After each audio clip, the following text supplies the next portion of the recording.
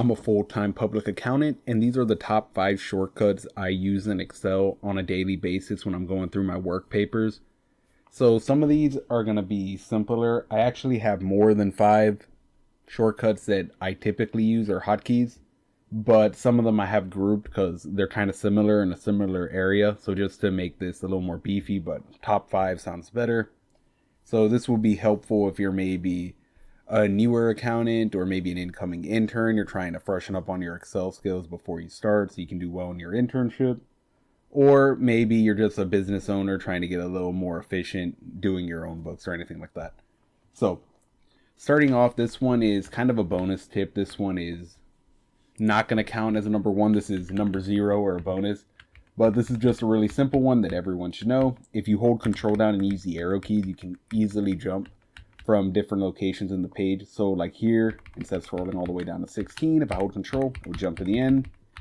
Use this to easily navigate sheets. It's great if you're looking at like a GL detail or something like that, those typically have a lot of lines, some of them like over 50,000. So trying to scroll through that's going to take literally forever. So knowing that, if you hold shift while holding control, then you can jump around and still highlight the cells. And another thing, if you hold control and space, you can highlight the entire column. Shift and space will highlight the entire row. And control shift space, you can get the whole sheet.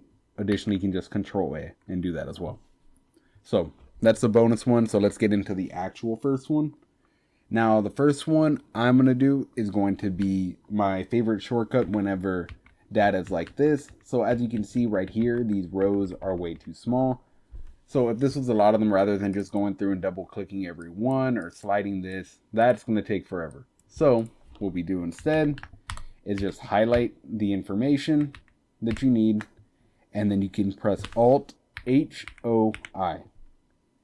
And then if we do that again, Alt HOI, it's going to auto fit the column row width. So that one's really helpful. Additionally, this one you can also use for the column height as well with Alt HOA.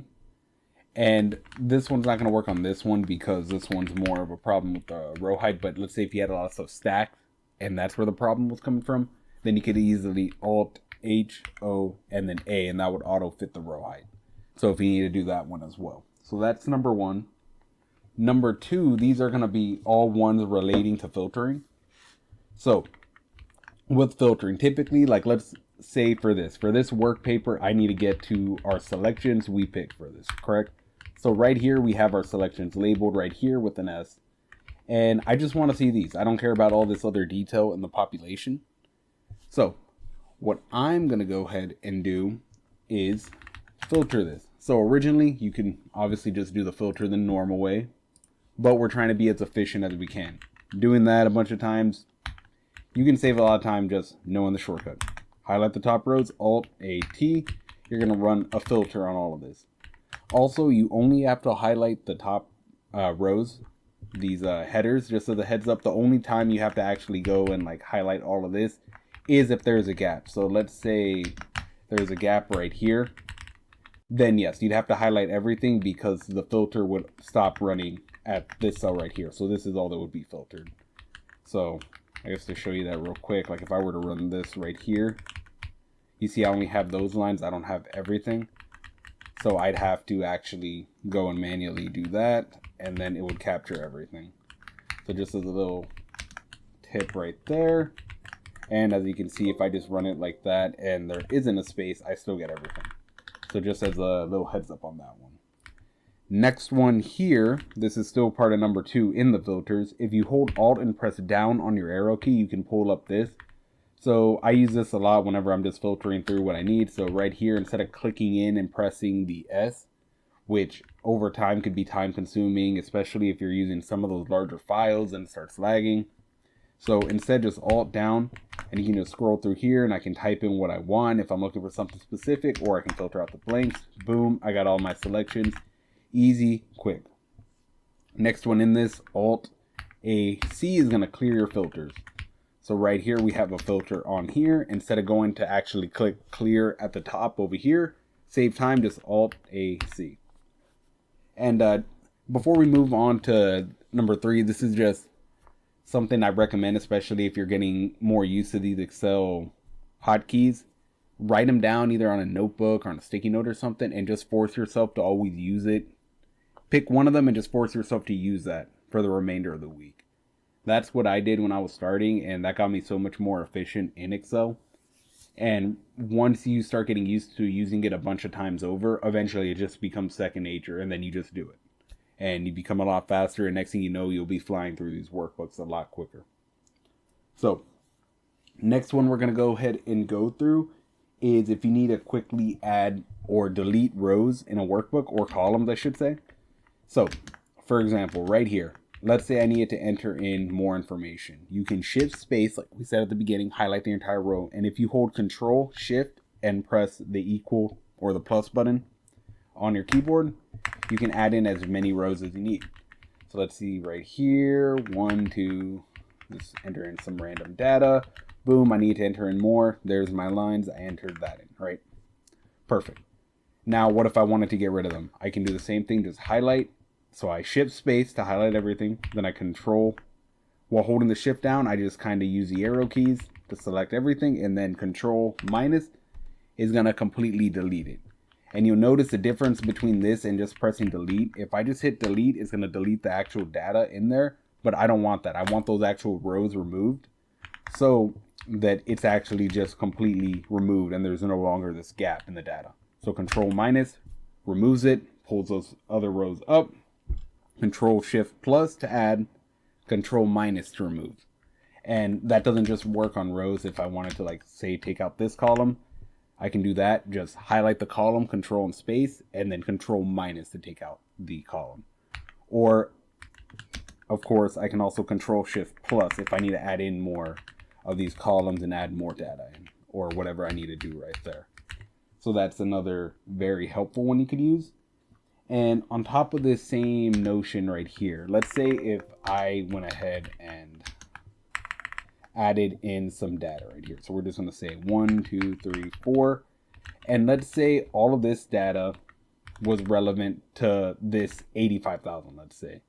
Or we can actually change this data. So let's say sometimes in testing, we'll have maybe a selection we picked, or a batch payment, for example, that's made up of multiple invoices or checks, something like that. So let's say we pull in this detail and it's like, okay, it's made out of this one for 50,000, this one for 12,300, this one for 11,000, and this one for 1,200, right? So to make it concise and fit, because if we're saying, okay, the rest of these are all giving us the total and it's just one line item, but this one has 4, what we can do is we put all of those in below. Oops. We put all of those in below. We sum it. So this is going to be the sum of all these, the 74,500. And then we want the data to look clean. So what we can do is we can group it. So you can shift space, highlight all of these. And then I'll do this a lot in my testing when I have batch payments like this. I use this a lot. And then you just want to press Alt A G G. And that's going to group it. And as you can see right here, if I click that, now it's going to hide it right there. It's still in there. It's still summing as these hidden rows. If I hit plus, I can see the actual underlying detail.